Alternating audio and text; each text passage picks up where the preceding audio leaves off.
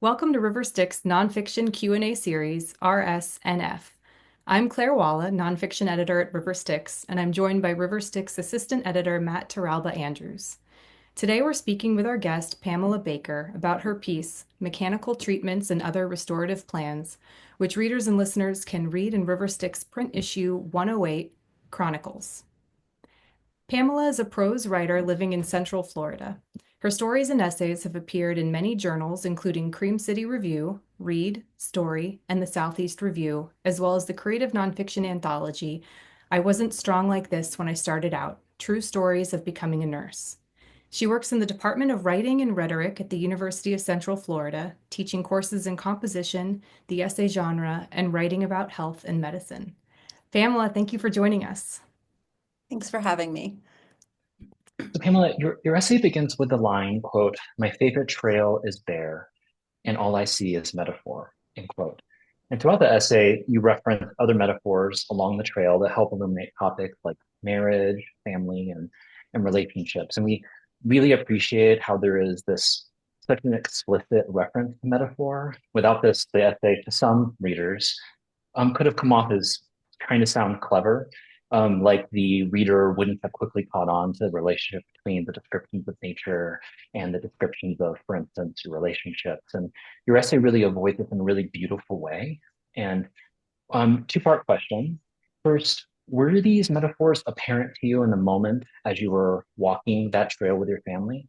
And second, when writing the essay, was there ever a concern that these metaphors might come off as too explicit? I appreciate that question. Thank you. So part one, it was not apparent when I was on the trail itself. I was too in it in the moment, too caught up in the emotions of everything. Being on different trails and hiking was something that my family and I highly valued. It was an important part of my relationship with my husband at that time, and we had been in this kind of strange liminal space of trying to figure out whether or not our marriage was going to continue. And it was not going well. And having the trail so unexpectedly be torn up and raw and having like slash piles all over the place and having that trail be as it was with this other layer of what's going to happen to this relationship was really just a lot of emotions in that on that time. So I was not thinking in terms of metaphor at all.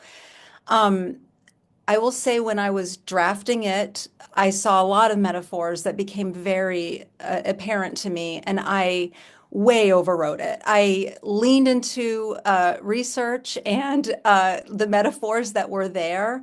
And it was not until I allowed myself to just explicitly say, I just see metaphor, that I was able to pull back on that and let go of that and really find the balance between nature and family and relationships. We appreciated how much research went into the essay. It's very evident.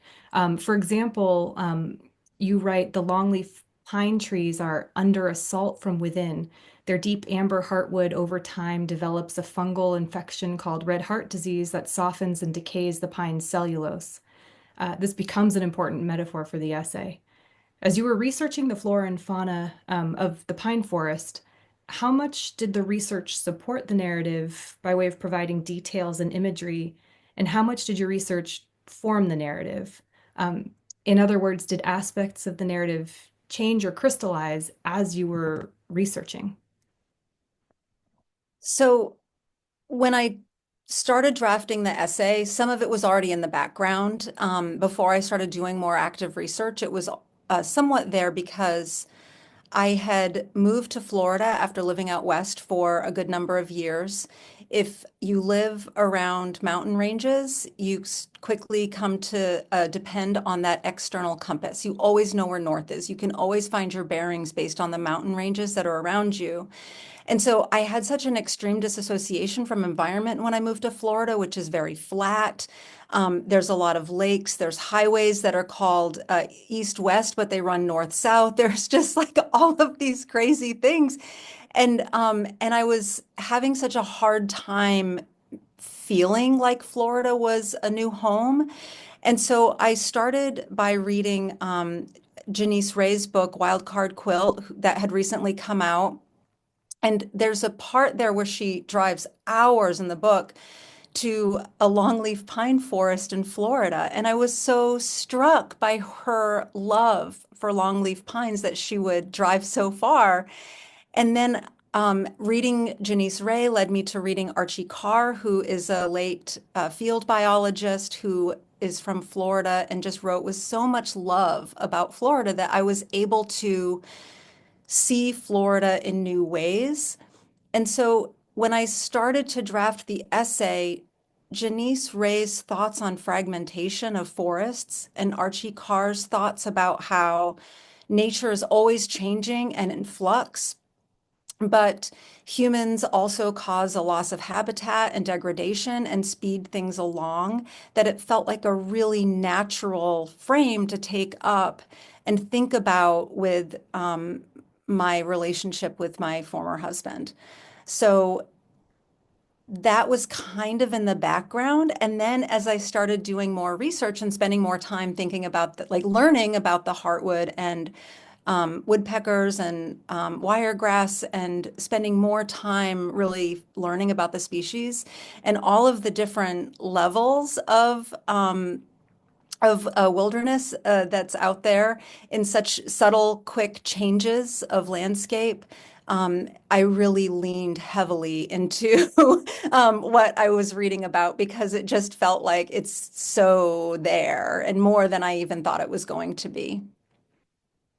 This piece has a real sense of immediacy. It's present tense. We're, in the longleaf pine forest, going through the same mental machinations as you, as if in real time.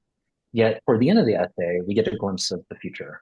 Right? When you write, quote, "A year from now, I'll notice purple beautyberry for the first time, and rabbit-eyed blueberries, which I'll greedily eat. But in this moment, because our shade is gone, I've lost my bearings on the trail," end quote.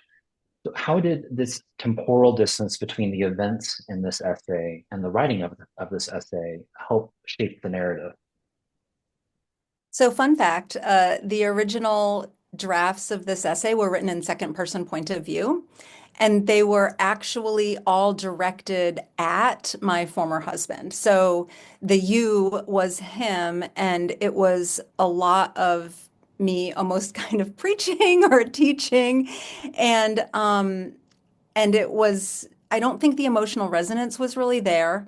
I have since learned that when things are emotionally painful for me, when I'm writing about them, I default to second person point of view because there's a natural distance that allows me to get some of that out on the page.